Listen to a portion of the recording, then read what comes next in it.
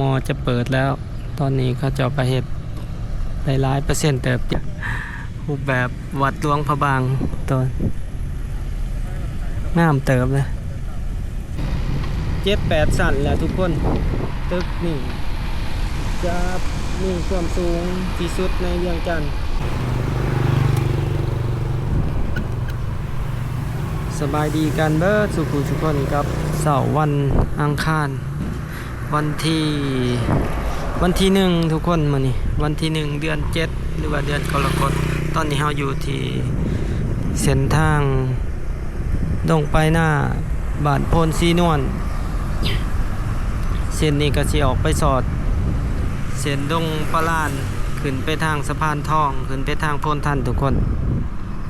แล้วก็เลี้ยวครัวมันก็สิออกไปเส้นดงปลานออกไปคูเวียง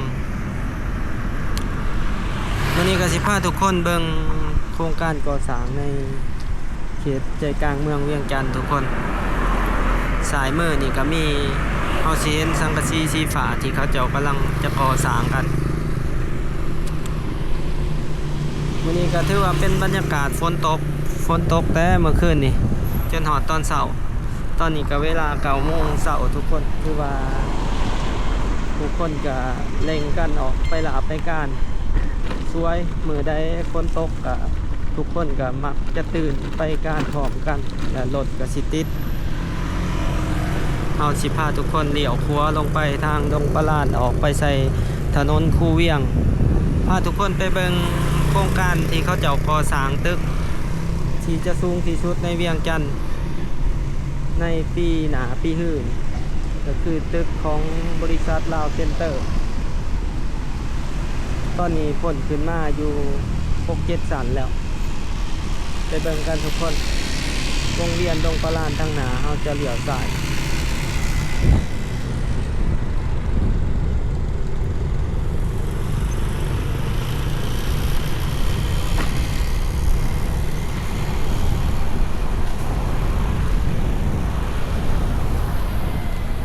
จะเป็นบรรยากาศถนนแห่งนี้เสามือที่ฝนตกทุกคนถนนเส้นนี้ก็มีรถเที่ยวหลายคือว่าปัจจุบันนี่ก็ยามชั่วโมงเร่งด่วนนี่ถนนเส้นนี้นี่ค่อนข้างว่ารถขับข้าหนาแน่นยังเส้นเสายามเสากับยาม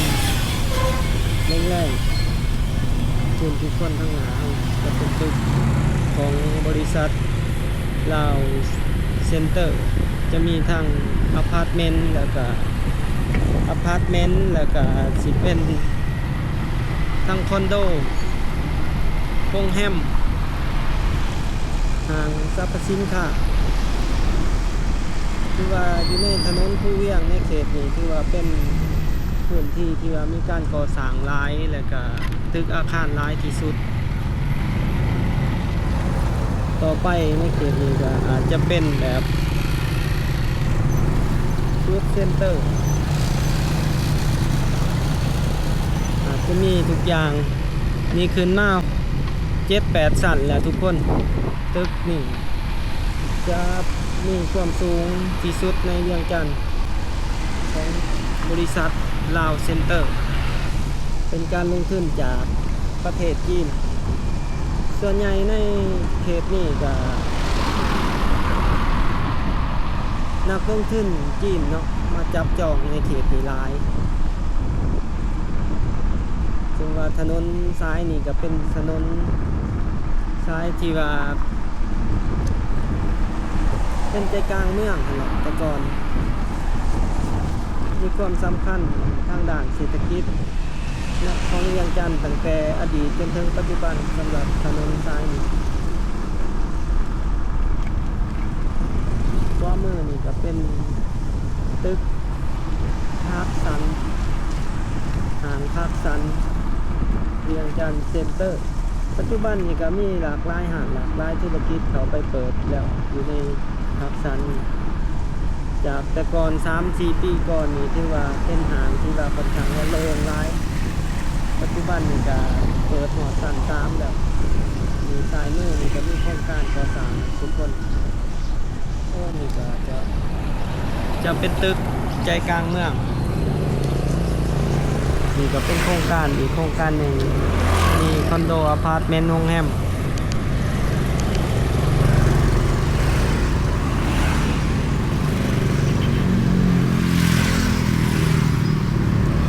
บ่ฮู้ว่าสิจักสันแต่ตามโฮมห้างนี่นะจะประมาณ10สันตึกที่เขาจะสร้างตัวนี้ก็10ปลายสัน11 12ประมาณนั้น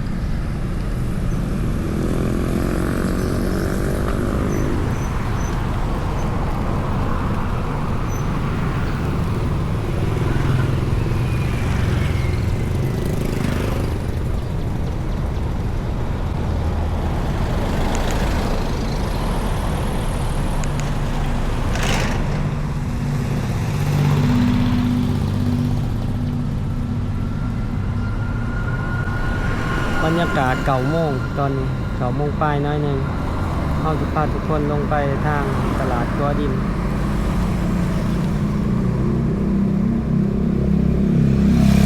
หรือว่า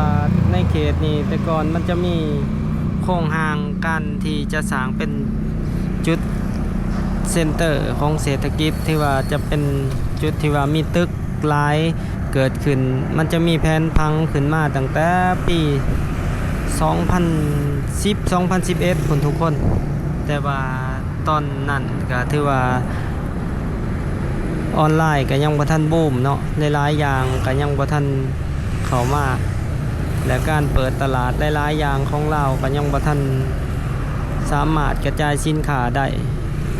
แล้วก็ด้วยปัจจัยหลายๆอย่างแต่ก่อนบ่ทันมี Facebook YouTube ยังบ่ทันเปิดกว้างปานใดตอนนั้นนักลงทุนที่ว่าเขามากก็ถือว่าบ่ประสบผลสำเร็จในปี 2013-14 แล้วมาต่อใส่โควิดที่ว่าในจุดนี้ก็หยุดชะงักไปหลายปีในการก่อสร้างปัจจุบันก็กำลังเริ่มมีการก่อสร้างอย่างต่อเนื่องในเขตนี้เดี๋ยวพาทุกคนเข้าไปเบิ่งการก่อสร้างในเขตตลาดกัวดิน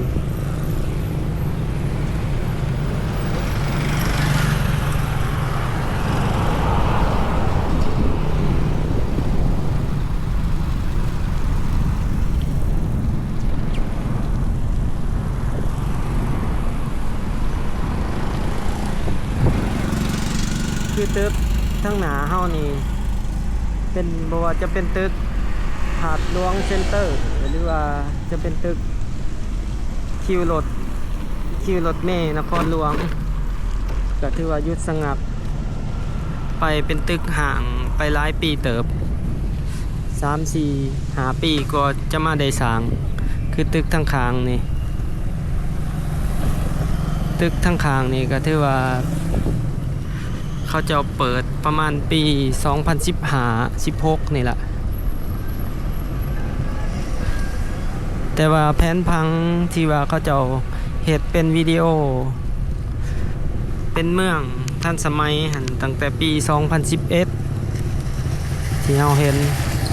แต่ว่าตอนนั้นโลกออนไลน์มันก็ยังบ่ทันได้บูมปานใด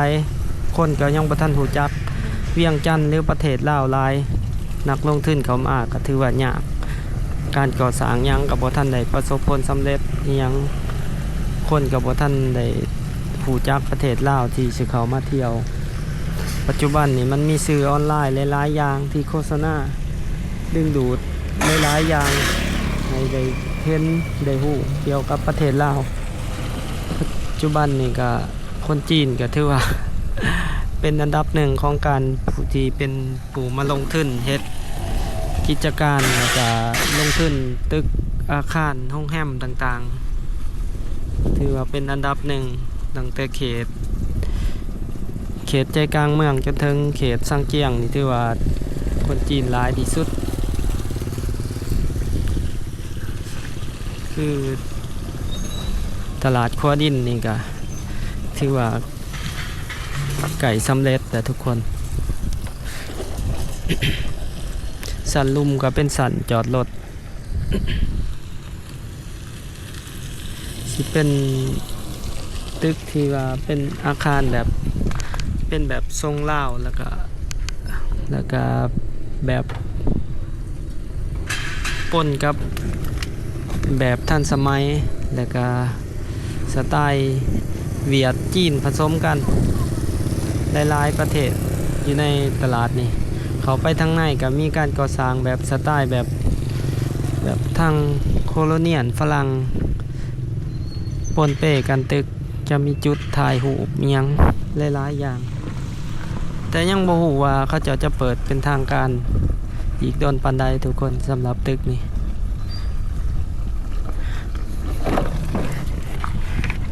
ส่วนใหญ่เด็กเขามาถ่ายทุกคนเบิงบอลนี่ มักสิเป็นมือพ้นตก บอกเข้าใจส่วนใหญ่เขาจะมาเวียกแล้วมันวางย่ำช่วงฝนตกก็เลยถือโอกาสถ่ายทุกคนได้เบิงเลยนี่ก็เป็นบรรยากาศตลาดครัวดินอันนับถอยหลังไปหา6 ปีก่อนในแถวนี้ที่ว่าคนร้ายที่ว่าเป็นจุดที่ว่าทุกเทศกาลคนมาเต่าโฮมกันอยู่นี่เดี๋ยวลองขี่เข้าไปออกมันก่อน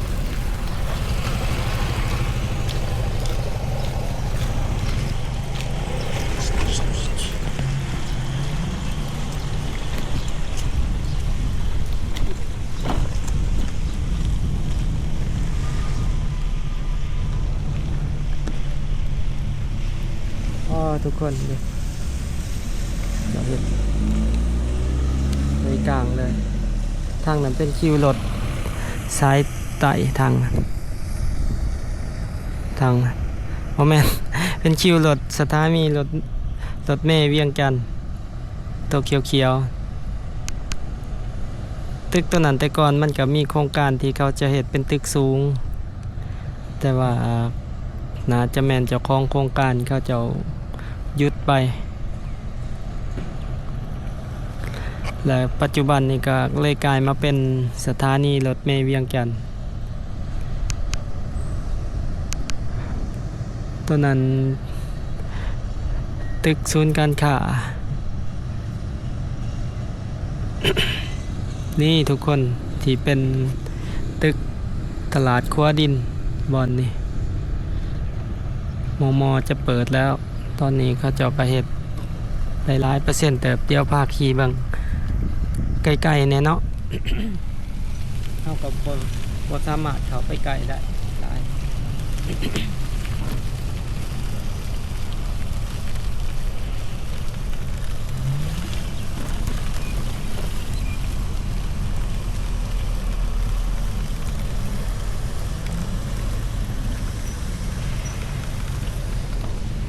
ตอนนี้ก็ถือว่า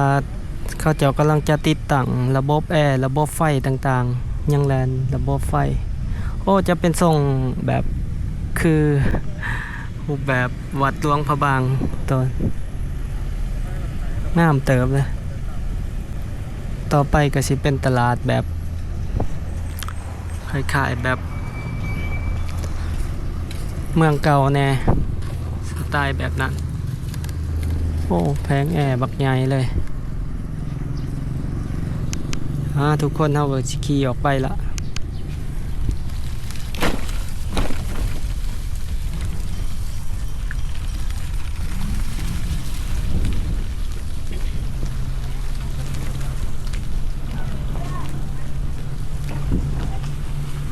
แต่ก่อนเขตนี้มันก็สิเป็นตลาดที่ว่าศูนย์รวมของชาวค้าขายเวียงจันทน์ยามเทศกาลทุกคนมาเอาเครื่องส่งไปขายอยู่นี่เบิดสินแพร่ของอยู่ของกินต่างๆมาเอาอยู่นี่ปัจจุบันนี่ก็มีตลาดหลายตลาดที่เป็นตลาดขายส่งขายย่อย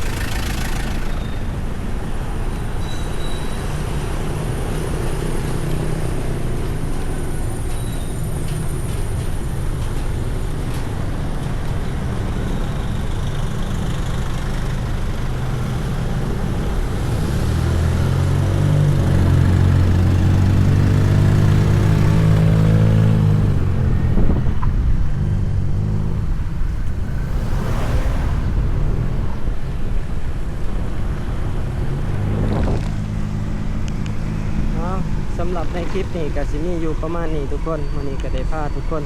เบิ่งตลาดขัวดินแต่ว่าเราก็บ่ได้ถ่ายลงรายละเอียดเขาไปหลายเพราะว่าเขาเจ้าก็ยังบ่ทันเปิดเนาะบางเทื่อเขาเจ้าก็ยังบ่ทันอยากเปิดเผยข้อมูลหลาย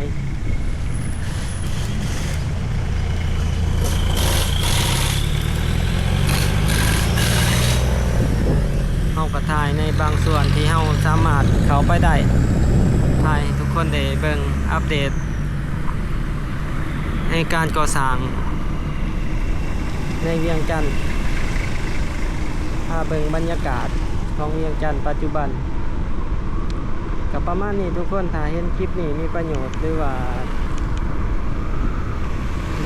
อยากสนับสนุนเฮาก็อย่าลืมกดไลค์กดแชร์กด Subscribe เนาะเพื่อเป็นกำลังใจให้กันตอนนี้บ่าวแม่นไส้ก็ต้องขอกล่าวคำว่าขอบใจแล้วครับสบายดี